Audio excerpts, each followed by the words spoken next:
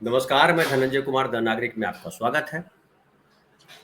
आज की विशेष चर्चा में हम बात करेंगे महाराष्ट्र की राजनीति की और महाराष्ट्र के अलावा हम देश के राजनीति पे भी चर्चा करेंगे कि अब हो क्या रहा है।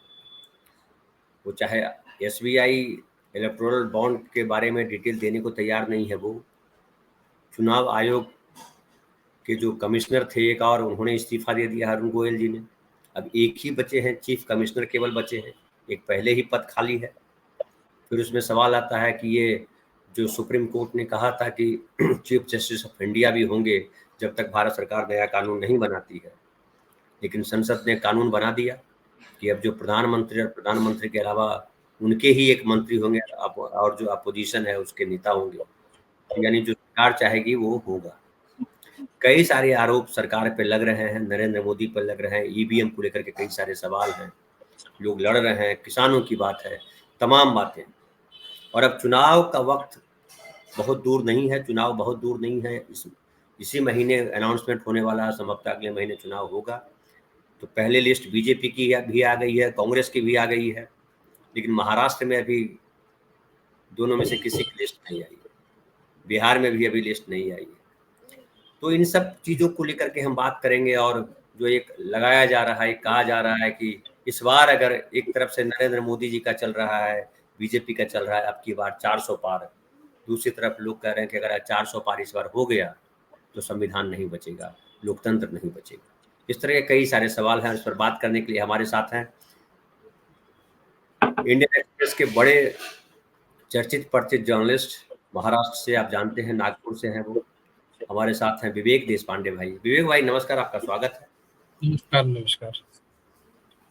विवेक भाई, सबसे पहला सवाल तो यही है कि आपके महाराष्ट्र में अब तक गठबंधन, दोनों गठबंधनों ने अपने उम्मीदवारों के बारे में या अपने गठबंधन को लेकर के कौन कितनी सीट पे लड़ेगा, ये अभी तक घोषित नहीं हुआ। लगातार मीटिंग चल रही है, लेकिन अब तक दोनों में से किसी ने क्लियर नहीं किया। इतनी देर क्यों हो रही है, क्या लग रहा है, क्यों देर हो रही है? जी निरंजय जी, जहाँ तक जो सत्तारूढ़ अलायंस है, जिसको महायुति कहते हैं, जिसमें शिंदे शिवसेना, अजित पवार का एनसीपी गुट और बीजेपी है, उनकी सीटों के संख्या पर उनका मामला अटका हुआ है। जिसमें मतलब बीजेपी जो कह रही है कि वो एनसीपी को 5 से 6 सीटें देगी और शिंदे गुट को 9 सीटें देगी और बाकी सीटों पर वो खुद लड़ेगी, इस तरह की बात चल रही है। और उसमें खींचातान चल रही है, मतलब एनसीपी शायद एनसीपी ज़्यादा चाहती है, और शिंदे शिवसेना जो है वो 13 का आंकड़ा वो कह रही थी पहले, अभी वो उनको 9 तक तो शायद प्रॉमिस कर दिया गया है। तो हो सकता है कि और 1-2 सीटों के लिए वो अपनी बात फिर से रखे। और एनसीपी तो बहुत ज़्यादा चाहती थी, और उनके पास में है एक ही एमपी फिलहाल, जो वर्तमान जो लोकसभा है उसमें एक ही एमपी उनके पास में है, और वो चाहते बहुत ज़्यादा है, मेरे ख्याल से कुछ 9-10 सीटों की वो मांग कर रहे थे। तो उनको शायद 5 सीटों पर सीमित कर दिया है। अभी फिलहाल जो बात चल रही है 5 सीटों की चल रही है, वो ज़्यादा चाहती है। तो और फिर सिर्फ ये सीटों की संख्या की ही बात नहीं है, जो अड़चन है वो सिर्फ सीटों की संख्या की भी नहीं है, उन सीटों पर मतलब कौन सी सीट पर कौन लड़ेगा, ये भी दावे चल रहे हैं कि एक ही सीट पर 2 से ज़्यादा या तीनों पार्टनर भी दावे कर रहे हैं। बिल्कुल रत्नागिरी सिंधुदुर्ग से लेके महाराष्ट्र में अमरावती, अकोला, यवतमाल, वाशिम, ये सारी, नंदुरबार है उधर, संभाजी नगर है, जो औरंगाबाद है वो है, अहमदनगर की सीट है, इन सारी सीटों पर कौन लड़ेगा ये भी चल रहा है। मतलब संख्या पर भी झगड़ा है और सीटों के चयन पर भी, नामों पर भी संघर्ष है। तो उसके चलते वो काफ़ी समय ले रहा है। मुझे लगता है कि उन्होंने कहा है कि मंगलवार तक वो सारी सीटों का जो मामला है वो फाइनली तय हो जाएगा, और वो डिक्लेयर कर देंगी कौन कितनी सीटें ले रहा है और कौन कौन सी सीटें किसको मिल रही है। इस तरह से मंगलवार तक शायद फाइनल हो जाएगा, और मुझे लगता है कि हो जाएगा, क्योंकि शिंदे गुट और अजीत पवार वाला गुट है, उनके पास चॉइस तो कुछ है नहीं, उनको तो बीजेपी के साथ ही जाना है। लेकिन बीजेपी को, चूंकि बीजेपी ने अपने लिए 370 या फिर 400 सीटों का लक्ष्य तय किया है, तो उनको किसी भी तरह से ये सीटें हासिल करने के लिए जितने हो सके उतने अलायंस पार्टनर्स को अपने साथ लेना पड़ेगा, और उनकी जो मांगे हैं उनको ज्यादातर सेटिस्फाई करने की कोशिश करनी पड़ेगी। ये इनके अलायंस पार्टनर्स को पता है, इसलिए वो जो अलायंस पार्टनर्स शिंदे गुट है या फिर अजीत पवार गुट है, ये दोनों अपना बार्गेन जो है वो बहुत हार्ड तरीके से रखेंगे, ऐसा मुझे लगता है। फिर भी मुझे नहीं लगता कि 10 या 6-7 सीटों से ज्यादा इनको मिलेगा। दूसरी तरफ जो महाविकास आघाड़ी है, उनकी सीटों की संख्या तो तय होगी, मतलब 29-39 सीटों पर तो वो मामला फिक्स हो गया है। लेकिन जो प्रकाश आंबेडकर जो चौथा एक गुट उनके साथ में जुड़ना चाह रहा है, वंचित बहुजन आघाड़ी, उनको उनकी सीटों की संख्या के बारे में अभी चर्चा चल रही है। तो वहां पर उसकी अनाउंसमेंट कब होगी? इन्होंने तो कर दिया है कि हम मंगलवार तक कर देंगे, लेकिन महाविकास आघाड़ी जिनमें ज्यादा एक क्या कहते हैं, संघर्ष कम और कोऑर्डिनेशन ज्यादा है, उनमें समझदारी आपस में ज्यादा है, इस तरह से चर्चा चल रही थी, उनकी बात ही पीछे रहती जा रही है, मतलब उनकी बात ही आगे नहीं बढ़ रही है। जहां तक आखिरी के कुछ सीटों का सवाल है, वो बात आगे नहीं बढ़ रही है, ऐसा दिख रहा है। तो अभी देखते हैं, मुझे लगता है कि आने वाले हफ्ते में सारे मामले सेटल हो जाएंगे, और दोनों जो अलायंस से महाराष्ट्र में, दोनों की सीटों की संख्या और सीटों के नाम और कैंडिडेट्स के नाम, ये भी अगले हफ्ते के आखिर तक शायद वो डिक्लेयर कर देंगे, ऐसा लगता है। हो सकता है कि कैंडिडेट्स के नाम शायद अगले हफ्ते से आगे भी वो मामला जा सकता है, लेकिन जहां तक सीटों की संख्या और सीटों के नाम और कौन सी सीट पर लड़ेगा, इन मामलों का सवाल है, मुझे लगता है अगले हफ्ते तक दोनों मामले तय हो जाने चाहिए। नरेंद्र जी, लेकिन एक इंटरेस्टिंग बात ये हुई कि जो पहली लिस्ट आई बीजेपी की, और उसमें महाराष्ट्र के किसी जगह की घोषणा नहीं थी, तो नितिन गडकरी साहब का भी जाहिर है नाम नहीं आया उसमें, लेकिन इस बात को लेकर के उद्धव ठाकरे जी ने कमेंट किया कि गडकरी साहब आप हमारे साथ आ जाइए, हम आपको देंगे टिकट, हमारे साथ आ जाइए। फिर फडणवीस जी ने जवाब दिया कि भाई इसलिए नहीं गडकरी साहब का नाम अनाउंस हुआ है कि चूंकि यहाँ फैसला नहीं हुआ गठबंधन का। लेकिन एक सवाल मैं आपको करता हूँ, आपसे जानना चाहता हूँ कि ठीक है कि अभी सीटों का नहीं हुआ फाइनल कि कौन कितनी सीटों पे लड़ेगा, लेकिन गडकरी जी के सीट पर तो कोई विवाद है नहीं कि वहां पे शिंदे गुट का कोई आदमी चुनाव लड़ेगा या कोई और गुट का, अजीत पवार गुट का लड़ेगा। तो अगर गडकरी जी का, अमित शाह जी का नाम आ गया, फलाने जी का नाम आ गया, ढिकाने जी का नाम आ गया, 195 नाम आ गए, तो नितिन गडकरी के नाम आने में क्या दिक्कत थी? क्या आपको लग रहा है कि नितिन गडकरी को किनारे करने की कोशिश है, या नितिन गडकरी जो देवेंद्र फडणवीस कह रहे हैं कि नहीं महाराष्ट्र का नहीं हुआ इसलिए नहीं उनका नाम आया, क्या आपको क्या लग रहा है? नहीं, अगर तर्क के साथ बात की जाए तो केंद्र के जो सबसे वरिष्ठ मंत्री है, उनके नाम तो मतलब अमित शाह, नरेंद्र मोदी और राजनाथ सिंह, इनके नाम तो पहले लिस्ट में आ गए। अब 4 सबसे ऊपरी स्तर पर जो मंत्री है मोदी सरकार के, उसमें नितिन गडकरी भी है, चौथे नंबर पर नितिन गडकरी है, ऐसा आमतौर पर माना जाता है। तो उनका नाम भी पहले लिस्ट में क्यों नहीं आया, ये एक सवाल मतलब काफी लॉजिकल लगता है। लेकिन दूसरी तरफ से ये भी है कि महाराष्ट्र जो भी उनके कैंडिडेट्स उन्होंने अनाउंस किए हैं, तो उसमें महाराष्ट्र का एक भी कैंडिडेट नहीं है। तो उस तर्क से अगर देखते हैं तो ठीक है, महाराष्ट्र का भी कोई भी अनाउंस नहीं किया, तो जब महाराष्ट्र की लिस्ट आएगी, महाराष्ट्र के कुछ नाम सामने आएंगे, तो उसमें गडकरी उस लिस्ट को आने तक के हमने इंतजार करना चाहिए, और ये ना हो कि हम किसी नतीजे पर पहले ही पहुंच जाए और ये इस बात पर एक खलन चर्चा चालू करें कि भाई देखिए गडकरी जी को क्यों नहीं दिया है, उनका नाम पहले लिस्ट में क्यों नहीं है। मुझे लगता है कि गडकरी जी को वो जरूर टिकट देंगे। तो वो ये जो चर्चा है ये मीडिया की चर्चा है, कोई कारण नहीं। और उसके बाद फिर जैसे ही उद्धव ठाकरे जी ने कहा कि आप हमारे साथ आ जाइए, आप हमारे प्रधानमंत्री के कैंडिडेट बन सकते हैं वगैरह, ये कोई बहुत सीरियस प्रपोजल नहीं है।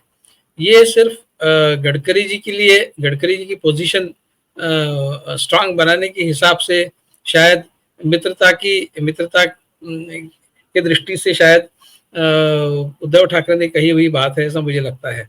उसके तुरंत बाद देवेंद्र फडणवीस और चंद्रशेखर बावनकुले, जो महाराष्ट्र के बीजेपी के अध्यक्ष है, उन्होंने तुरंत ये डिक्लेयर कर दिया कि नागपुर से गडकरी ही लड़ेंगे। तो मतलब ये तो बगैर मोदी और शाह को पूछे तो कह नहीं सकते, वो इतनी तो हिम्मत उनमें है नहीं कि वो अपने मन से ही कह देंगे। तो इसका मतलब स्पष्ट है कि गडकरी जी का नाम नागपुर के लिए क्लियर हो गया है। सिर्फ अनाउंसमेंट की देरी है, तो वो अनाउंसमेंट हो जाएगा।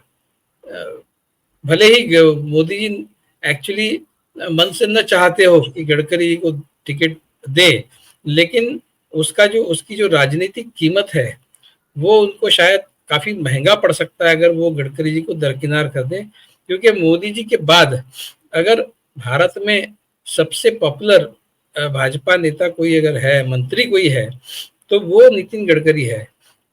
मतलब जो लोग आमतौर पर ये मानते हैं कि अमित शाह, नरेंद्र मोदी के बाद सबसे लोकप्रिय नेता वो जो उत्तर प्रदेश के मुख्यमंत्री है आदित्यनाथ, वो है, लेकिन ये बिल्कुल भी नहीं है। आदित्यनाथ जो है वो उत्तर प्रदेश और बिहार से बाहर कोई उनका अपील है, ऐसा मुझे बिल्कुल नहीं लगता। बिहार में भी कई जगह बिहार में भी कोई अपील नहीं, कहीं भी अपील नहीं है। लेकिन आप गडकरी जी का कहीं भी नाम लीजिए, लोग गडकरी जी की तारीफ ही करते हुए आपने सुने होंगे। और एक ऐसे चेहरे के तौर पे भी है जो वाजपेयी वाला जो ट्रेंड था या जो रास्ता था, वो एक दूसरा बीजेपी रिप्रेजेंट करते हैं, जो एक लिबरल और थोड़ा सा डोसाइल, समझदारी से काम देने वाला, सबके साथ अच्छे संबंध बनाने वाला, जो बीजेपी का एक फेस है, जो वाजपेयी स्कूल जिसको कहते हैं, उसको रिप्रेजेंट करने वाले हैं। इसलिए न सिर्फ अपोजिशन को मानने वाले मतदाता, लेकिन बीजेपी के अंदर भी एक ऐसा तबका है जो गडकरी स्टाइल ऑफ पॉलिटिक्स को तवज्जो भी देता है, उसको मानता भी है और चाहता भी है कि पॉलिटिक्स इस तरह से होना चाहिए। ऐसा बीजेपी के अंदर भी एक सेक्शन है। तो वो और अपोजिशन को मानने वाले जो लोग हैं उनमें भी गडकरी लोकप्रिय है। तो इस तरह का दूसरा कोई नेता बीजेपी में नहीं है। मोदी जी सिर्फ बीजेपी में पॉपुलर है, लेकिन अगर आप अपोजिशन बीजेपी, वो इतने पोलराइजिंग है कि वो दूसरे साइड से कोई भी उनकी तारीफ करते हुए आपको नजर नहीं आएगा। मतलब उनकी तारीफ सिर्फ बीजेपी वाले करते हैं। वाजपेयी जी का ऐसा नहीं था। वाजपेयी जी की तारीफ सब लोग करते थे, मतलब अपोजिशन के मानने वाले जो है, अपोजिशन के सपोर्टर्स जो है वो भी करते थे और अपोजिशन के नेता भी करते थे, और सत्तारूढ़ पार्टी के तो करते ही थे। कुछ उसी तरह का इमेज गडकरी जी का है। तो इस इतना पॉजिटिव इमेज जिसका है, जिस बीजेपी लीडर का है, उसको अगर वो टिकट नहीं देते हैं तो बहुत ही गलत मैसेज जाएगा, न सिर्फ अपोजिशन के मतदाताओं के बीच में, लेकिन बीजेपी के मतदाताओं के बीच में भी गलत मैसेज जाएगा, और वो बीजेपी को भारी भी पड़ सकता है। ये मोदी जी अच्छे से समझते हैं। गडकरी जी ने मोदी जी को डायरेक्टली कहीं कन्फ्रंट नहीं किया है, लेकिन उन्होंने अपनी साख को इस तरह से रखा है कि आप उनको भले ही, मतलब मोदी जी मन ही मन में उनको कोसते होंगे बहुत, लेकिन उनको इग्नोर नहीं कर सकते। इस तरह का गडकरी जी ने अपना पोजीशन बनाया है, इसलिए उनको टिकट तो मिलेगा। नहीं मिलेगा तो उसका खामियाजा मोदी जी भुगतेंगे, बीजेपी भी भुगतेगी। धनंजय जी, हालांकि इस बार रिस्क लेने वाले मूड में दिखाई नहीं पड़ते। जब नारा दे रहे हैं अब की बार 400 पार, और 400 पार तो गडकरी जी को नाराज करके नहीं जा सकते, ये भी एक बात है। गडकरी महत्वपूर्ण नेता है और एक बीजेपी के जो दूसरा थॉट है उसके नेता है। दूसरा मतलब पहला थॉट उसी को कहना चाहिए, दूसरा थॉट ये है जो नरेंद्र मोदी जी है। तो ये एक सांसद हैं, उन्होंने भी कहा है कि 400 पार, हमको इस पे बड़ा बवेला मचा हुआ है। राहुल गांधी ने भी ट्वीट किया है कि वो कह रहे हैं कि अब की बार 400 पार इसलिए कि संविधान बदलना है, 2/3 मेजोरिटी होगी तभी तो हम संविधान में बदलाव कर सकते हैं। आपसे पिछली बार बात हो रही थी तो आपने कहा था कि संविधान नहीं बदलेंगे, ऑलरेडी हिंदू राष्ट्र एक तरह से बना ही दिया, हिंदू राष्ट्र है ही। आपको क्या लगता है, उनका जो बयान है वो बस बड़बोलापन है या वाकई वो संविधान 400 पार अगर आता है तो बदल देंगे, संविधान में कई सारे बदलाव कर सकते हैं? नहीं, मुझे लगता है कि वो संविधान नहीं बदलेंगे, वो सिर्फ धर्मनिरपेक्षता जो शब्द है उतना निकाल देंगे, लेकिन हिंदू राष्ट्र, ये हिंदू राष्ट्र है ऐसा कहीं भी स्पष्ट रूप से कहीं भी वो उसमें फिर से कोई एक नया अमेंडमेंट करके ये शब्द डाल देंगे कि ये भारत एक हिंदू राष्ट्र है, ऐसा मुझे लगता नहीं। एक बार आपने धर्मनिरपेक्ष ये शब्द निकाल दिया तो आप उसका इंटरप्रिटेशन हम धर्मनिरपेक्ष नहीं है, और चूंकि इस देश में 90% 80% लोग हिंदू रहते हैं तो स्पष्ट है कि ये देश हिंदू राष्ट्र है, ये इनडायरेक्टली वो कहते रहेंगे। और जैसे कई चीजें हैं, कई बातें उन्होंने संविधान को बिना बदले की है और संविधान से मेल न खाने वाली कई बातें उन्होंने की है, उसी लिहाज से उसी दृष्टि से वो हिंदू राष्ट्र भी हिंदू राष्ट्र का अनाउंसमेंट भी कर सकते हैं। मतलब अनाउंसमेंट यानी वो हिंदू राष्ट्र एक प्रैक्टिकली एक ये हिंदू राष्ट्र बना दिया जाएगा, इसकी तजवीज भी कर सकते हैं। नाम देने की जरूरत नहीं है, लोग पहचान ही लेंगे कि भाई अरे ये भारत जो है प्रैक्टिकली तो बनाया हुआ है, जिस तरह से प्रधानमंत्री लगातार और वो तो वही है, नहीं उसकी धार को और तेज किया जाएगा, ये है मतलब उन्होंने बना तो दिया है। और बगैर संविधान के बदले वाला आंदोलन चलेगा और तेज होगा। मथुरा काशी नहीं, हर जगह चल रहा है, सिर्फ मथुरा काशी नहीं। देखिए कहीं पूना में एक गड़बड़ चल रही है, कहीं एक दरगाह है वहां पर मलंग बाबा की दरगाह, हाँ उसने मलंग बाबा की अलग है, पूना की अलग है। मलंग बाबा वाला जो है, हाँ मलंग बाबा हाजी मलंग वाला जो है उसके लिए तो शिंदे जी बात कर रहे हैं, लेकिन पूना का कोई एक और दरगाह है जहाँ के लिए झगड़ा चल रहा है, और वहां पर ये कहा जा रहा है कि हिंदू मंदिर को तोड़कर ये दरगाह बनाई गई थी। उसके जो उसका जो एक इंक्रोचमेंट वाला पार्ट था वो वहां के दरगाह वालों ने खुद ही निकाल दिया। जब ऐसी बात चली थी कि उसको हटाया जाएगा तो उन्होंने खुद ही वो इंक्रोचमेंट निकाल दिया था, कल परसों की ही बात है। तो वो हाजी मलंग वाला एक अलग मामला है, मतलब सिर्फ काशी मथुरा तक ये मुद्दा सीमित रखा है उन्होंने, ऐसा नहीं। वो देश भर में, अब आपने देखा होगा चार मीनार के वहां कोई एक मंदिर, हिंदू मंदिर उन्होंने एक खड़ा कर दिया अभी, वो कह रहे हैं कि चार मीनार जो है किसी हिंदू मंदिर पर बनाया गया था। वो कुतुब मीनार की भी बात करते हैं, वो ताजमहल की भी बात करते हैं। तो वो अब ताजमहल को एक अंतर्राष्ट्रीय और कुतुब मीनार को भी एक अंतर्राष्ट्रीय दर्जा है, इसलिए वो उसको हाथ लगाने की कोशिश नहीं करेंगे, वो उतनी हिम्मत उनमें नहीं है। क्योंकि अभी वो वहां पर अबू धाबी गए थे हमारे प्रधानमंत्री, वहां हिंदू मंदिर का उद्घाटन किया। तो जिन जिन मुगल साम्राज्य के जो भी इस तरह के जो चिन्ह हैं, जो भी आर्किटेक्चरल कुछ वेस्टिजेस है मुगल साम्राज्य के बने हुए, जिसका जो अंतरराष्ट्रीय आकर्षण का केंद्र है, जिस पर अंतरराष्ट्रीय फोकस है, उसको वो हाथ नहीं लगाएंगे। जी हाँ, उसको वो हाथ नहीं लगाएंगे क्योंकि उसका इंटरनेशनल रिएक्शन आएगा। लेकिन अब हाजी मलंग है तो हाजी मलंग से यूएस को क्या लेना देना है, यूरोप से क्या लेना देना है। तो ऐसे छोटे मोटे जो है उसको वो किसी भी तरह से वो मामला जो है उसको सुलझाते रहेंगे, दुर्विकरण होता रहे हिंदू वोटों का। हाँ, तो ये चलते रहेगा देश भर में और ये सालों साल चलाएंगे उनके लिए, क्योंकि राम मंदिर तो बन गया, अब क्या, तो अभी काशी फिर मथुरा, तो वो एक जैसे 5 ईयर प्लान हमारे यहाँ पहले से बनते रहे, उस तरह से एक एक मंदिर का एक 5 ईयर प्लान भी अगर ये अपने हाथ में ले ले तो इनके लिए 50-60 साल का तो ये हो ही जाता है, प्रोग्राम बन ही जाता है। तो ये करेंगे मतलब लेकिन एक और सवाल इसी से जुड़ता है विवेक भाई कि ये जिस तरह से एक जो जीएसटी आया, जीएसटी के बाद सारा कलेक्शन केंद्र सरकार के पास जाने लगा टैक्स का, और ये था कि हम राज्य सरकारों को उसका हिस्सा देंगे, 50% हिस्सा चूंकि हम कलेक्ट करते तो उनको देंगे। फिर बाद में ये भी आया कि योजना आयोग ने कहा कि जो है, जो इकोनॉमिक का एक कमीशन बना, उसने कहा कि 50% नहीं देंगे, कम कर दिया उसको। अलग अलग सेस लगाते हैं, वो भी स्टेट गवर्नमेंट को नहीं देंगे। तो वो एक तो जो कमिटमेंट है वो भी स्टेट गवर्नमेंट को नहीं दे रहे हैं, खास करके जहां उनकी विरोधी सरकार है वहां नहीं दे रहे हैं। एक दूसरी चीजें ये कर रहा है कि जहां भी कोई प्रोजेक्ट लॉन्च हो रहा है तो यही जाकर के लॉन्च करते हैं। ऐसा लगता है कि देश को कोई प्रोजेक्ट दे रहा है तो नरेंद्र मोदी खाली विकास कर रहा है, बाकी उस राज्य के जो मुख्यमंत्री हैं, जो और लोग हैं, सब नकारा लोग हैं, किसी के पास कुछ नहीं है।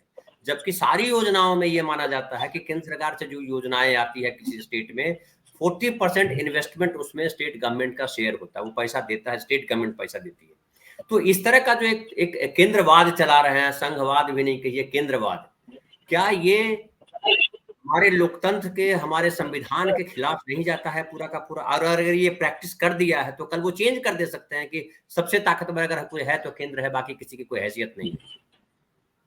वो तो है ही, मतलब केंद्रीकरण, सत्ता का केंद्रीकरण और एडमिनिस्ट्रेशन का केंद्रीकरण, ये प्रोजेक्ट बीजेपी का। देखिए, वन नेशन वन इलेक्शन ये क्या है?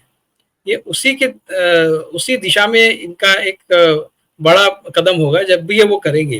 अभी इस बार तो वो नहीं करेंगे, लेकिन जो उनकी जो मूव्स चल रहे थे वो इसी दृष्टि से चल रहे थे। जितने तेज गति से ये सारी मीटिंग्स कोविड कमेटी की चल रही थी, और जिस तरह से उन्होंने इलेक्शन कमीशन से जनवरी 5 को ही पूछ लिया था कि एक वन नेशन वन इलेक्शन करने के लिए क्या क्या लॉजिस्टिकल तैयारियां लगेगी, जिस तेज गति से ये सारी हलचलें चल रही थी, ऐसा लग रहा था कि ये 2024 के इलेक्शन में ही कहीं one nation one election announce कर दे।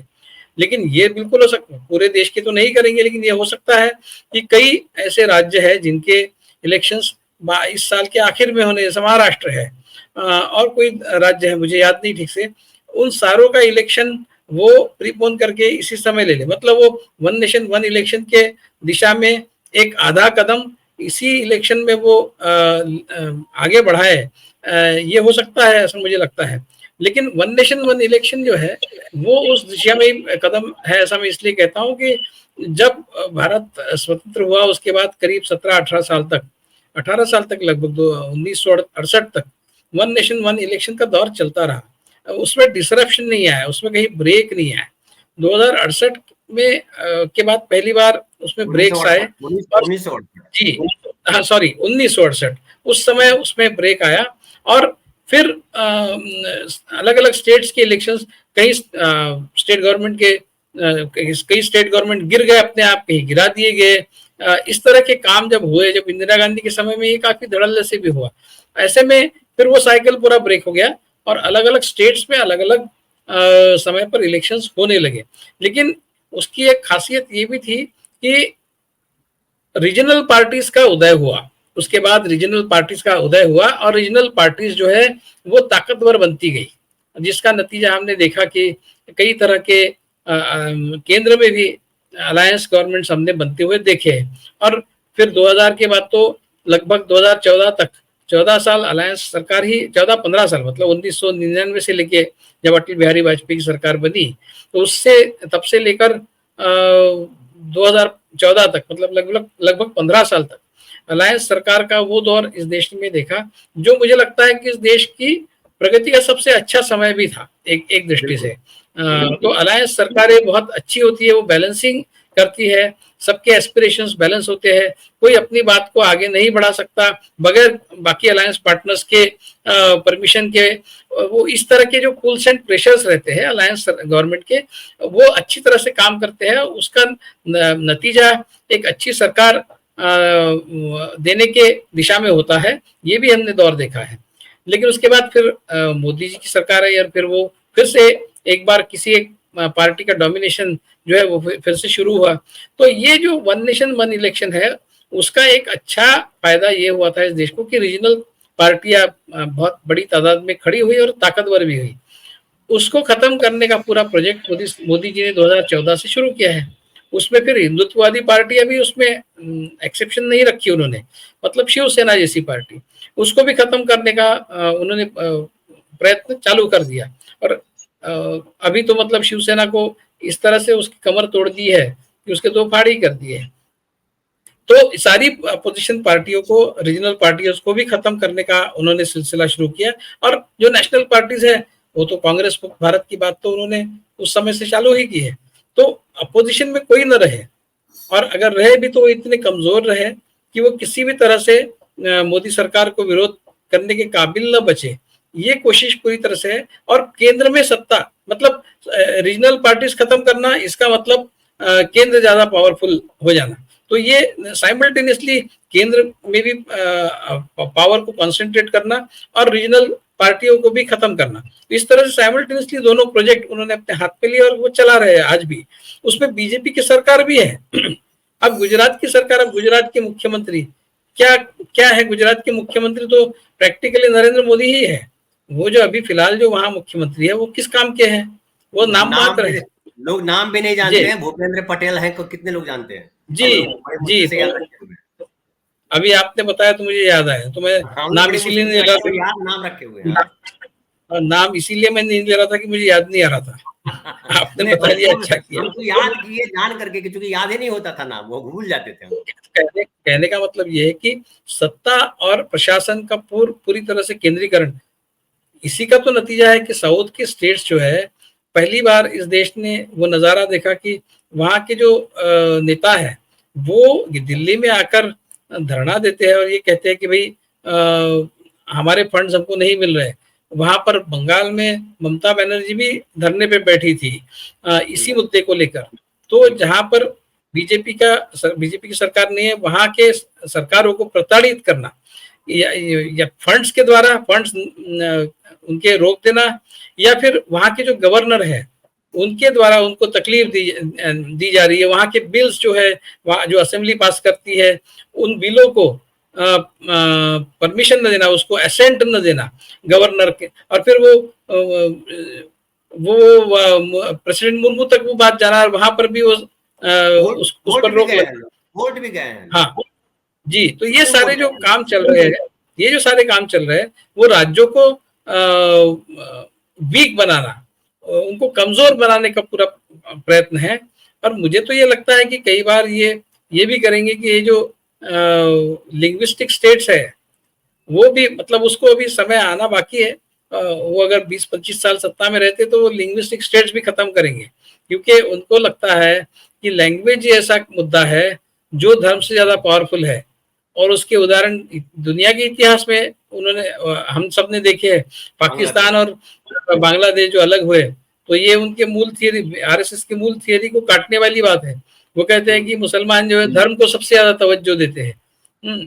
तो ये दुनिया में कई उदाहरण ऐसे हैं जिससे ये बात सिद्ध हो जाती है कि मुसलमान धर्म को सबसे ज्यादा तवज्जो नहीं देता। अगर होता तो सारे मुस्लिम राष्ट्र एक होते आज, मतलब इतने 50-55 जो मुस्लिम राष्ट्र है वो नहीं रहते और एक दूसरे के साथ झगड़े नहीं जी। तो अलग अलग इंटरेस्ट के लिए राष्ट्रहित की बात होती है, उसमें धर्म सबसे ऊपर नहीं रहता है। ये आरएसएस की थियरी को काटने वाली जो बात है, उसको खत्म करने का भी वो कोशिश करेंगे।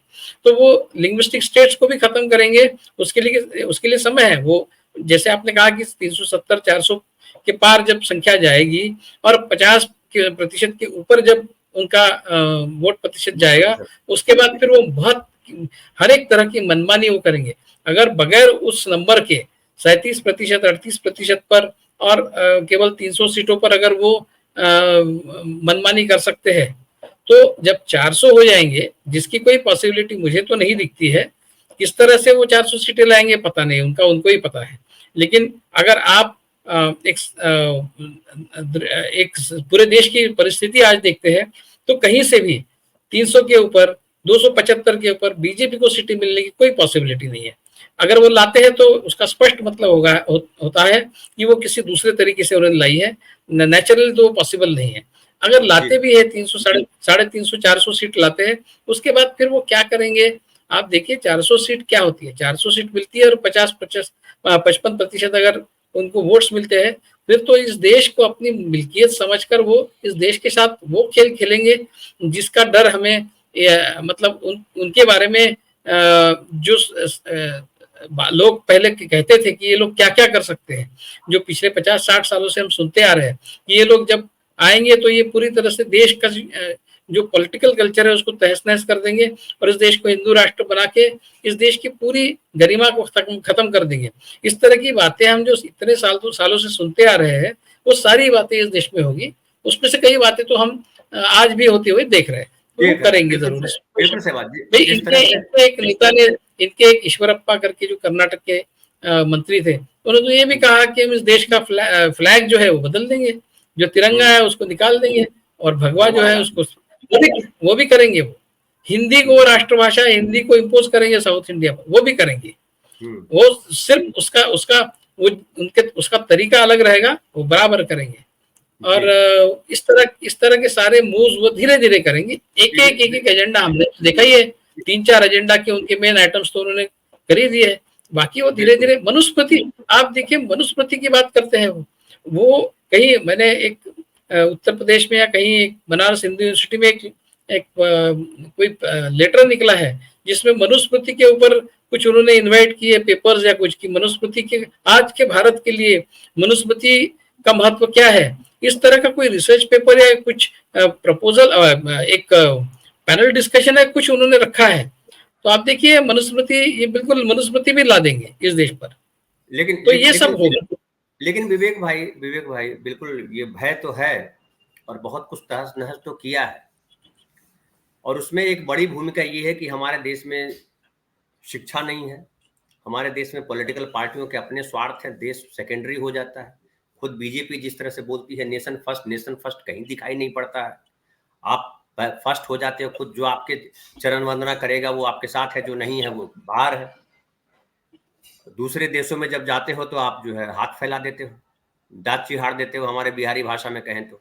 आप यहाँ आपका मीडिया कहता है कि रसिया और यूक्रेन का युद्ध रुकवा देते हैं, लेकिन वहाँ हकीकत ये है कि वहाँ हमारे भारतीय फंस जाते हैं तो उनको चढ़ने नहीं दिया जाता कि नहीं इंडियन है चलो पीछे, ये हालत है। दूसरी बात ये है कि ये जो जिस तरह से ये चीजें कर रहे हैं, क्या आपको लगता है कि और सारे जो कमिटमेंट्स इनके थे, चाहे वो महंगाई कम करने को लेके था, बेरोजगारी को लेकर के था, उसके अलावा जो है जो किसानों को लेकर के जो उन्होंने कहा था, युवाओं को लेकर के कहा था, मोदी जी ने लगातार कहा था कि युवा इस देश की ताकत है, सबसे ज्यादा युवा हमारे देश में है। उन युवाओं के लिए इनके पास क्या प्रोग्राम किया? 10 साल में युवाओं के लिए क्या किया इन्होंने? व्हाट्सएप यूनिवर्सिटी के अलावा कौन सी यूनिवर्सिटी दी? तो क्या आपको लगता है कि ये जो एक बड़ा वर्ग है जिसके लिए, चूंकि हमारा देश जो है एक धारा में चलने वाला, भीड़ की तरह चलने वाला देश नहीं है। हमारे देश में कई धर्म अगर है तो कई जातियां भी हैं, कई जातियां हैं तो कई कल्चर है, कई संस्कृति है, कई सोच है। एक ही स्टेट में एक ही भाषा जहां बोली जाती है वहां भी कई भाषाएं हैं। जैसे हमारे बिहार की भाषा लिखते हैं हम लोग हिंदी, लेकिन वहां 5 भाषाएं हैं, हिंदी किसी हिस्से की भाषा नहीं है। तो वो अलग अलग सबके अपने क्लैश हैं। मिथिलांचल के क्लैश भोजपुर वाले से, भोजपुर के मिथिला मगध वालों से, मगध के फलाने वालों से, ब्रज के अवधि वालों से, भोजपुरी के उनसे, ये सारे क्लैश हैं। महाराष्ट्र में भी ये शायद होगा, गुजरात में भी है, कच्छी गुजराती अलग है, फलाना अलग है, सबके इंटरेस्ट अलग है। इसके अलावा जो जो जातियों का जो वर्गीकरण है, सबके नीचे एक जात है, एक सीढ़ी की तरह हमारा समाज बना हुआ है। क्या आपको लगता है कि ये पूरे समाज को एक डंडे से हाँकने में कामयाब हो पाएंगे, ऐसा आपको लगता है? नहीं, मैं इसके बारे में कोई भविष्यवाणी नहीं कर सकता। वो कर सकते हैं सभी, ये सारी जो बातें वो कर सकते हैं, इतना सिर्फ मैं कह सकता हूँ। क्या वो करने में सक्सेसफुल होंगे?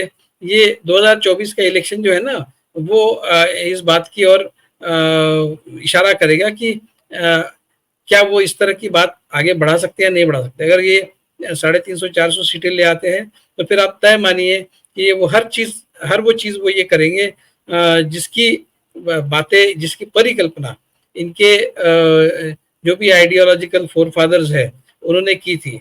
मतलब जिस तरह की बातें उन्होंने ऑर्गेनाइजर और उनके जो पब्लिकेशन है उसमें किसी जमाने में लिखी थी, वो सारी बातें, जी वो उसमें लिखी हुई सारी बातें, उनके जो एस्पिरेशंस है, उनके जो जिस तरह की भारत की परिकल्पना उन्होंने की थी, उस तरह का भारत बनाने के लिए हर मुमकिन जो भी करना है वो करेंगे। अगर ये 400 पार हो जाते हैं, 370 पार हो जाते हैं, तो उस दिशा में वो आगे बढ़ेंगे। हाँ, अगर वो कहीं से गलती से अगर ये बहुमत प्राप्त नहीं कर पाएंगे तो आप ये फिर वो उनका जो प्रोजेक्ट है वो डिरेल हो जाएगा।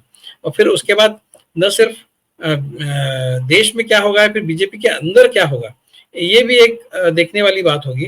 क्योंकि मोदी जी की ताकत अगर बीजेपी के अंदर ही कम हो जाती है, तो कई लोग बीजेपी के अंदर जो बैठे हैं, जो इन दोनों की सत्ता से ऊब गए हैं, उकता गए हैं, वो बीजेपी के अंदर भी एक तरह का रिविलियन होगा।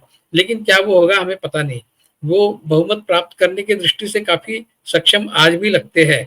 तो विवेक भाई अगर मैं आपको रोक रहा हूँ, क्योंकि आपने एक ऐसा बिंदु खड़ा किया है जिस पे चर्चा कर लेना ज्यादा जरूरी है।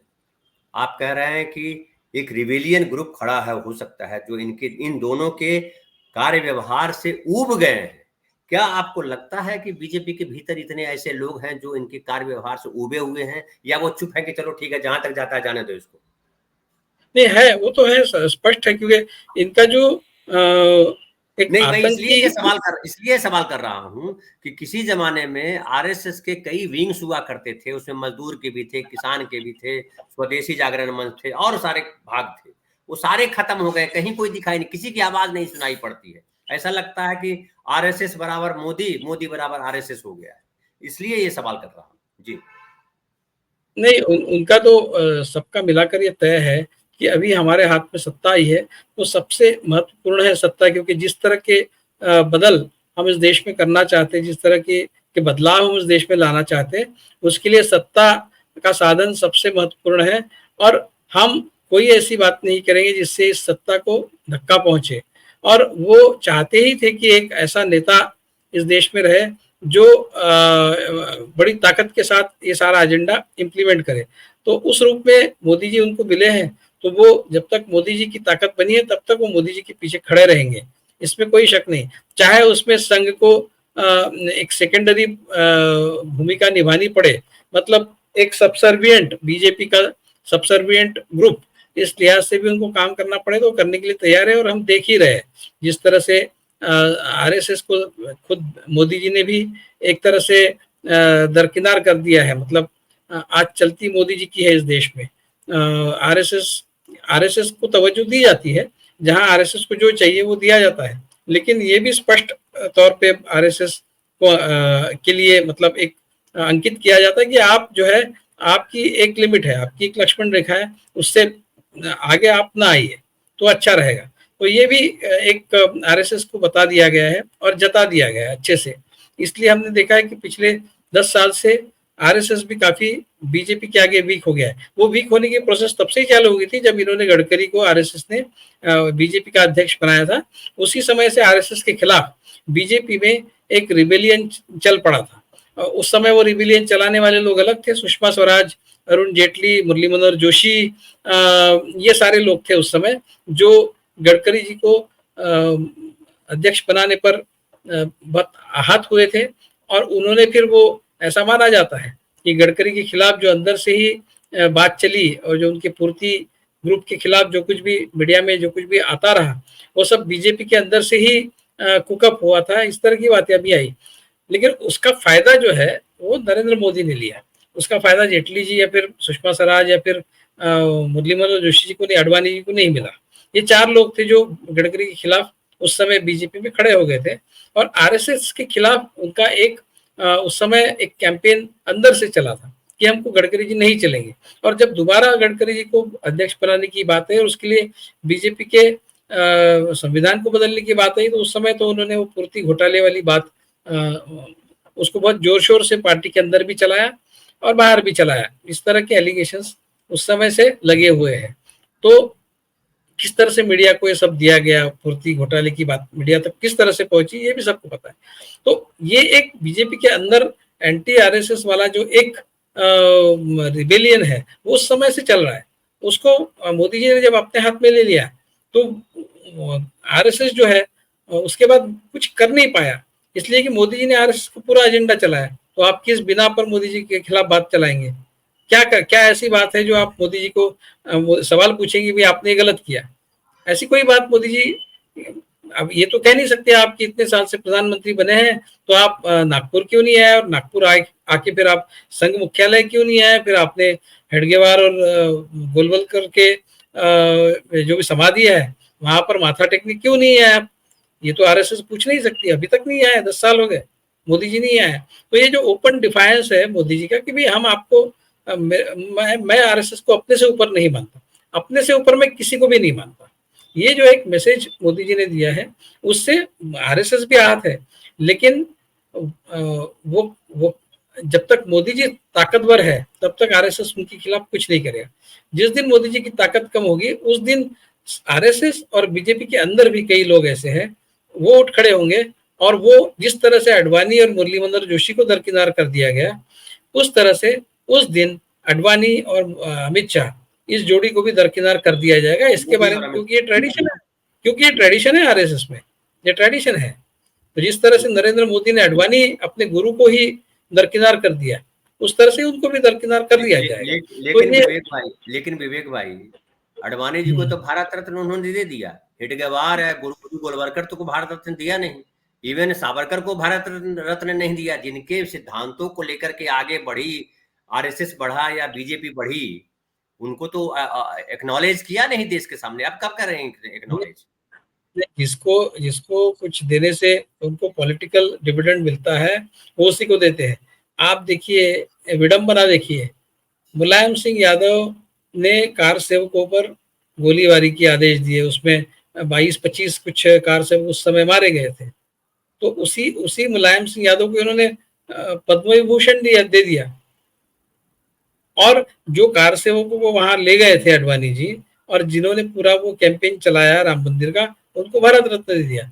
यानी वो जिन्होंने कार सेवकों के खिलाफ काम किया उनको भी पुरस्कार, और जो कार सेवकों को लेकर गए थे उनको भी पुरस्कार। ये किस लिए किया? उसके अलावा जो अधिकारी थे उस समय चलाने वाले, जो आदेश देने वाले थे, उनको भी अभी साथ रखे हुए उनके बेटे को जो है सांसद का टिकट देने की बात चल रही है।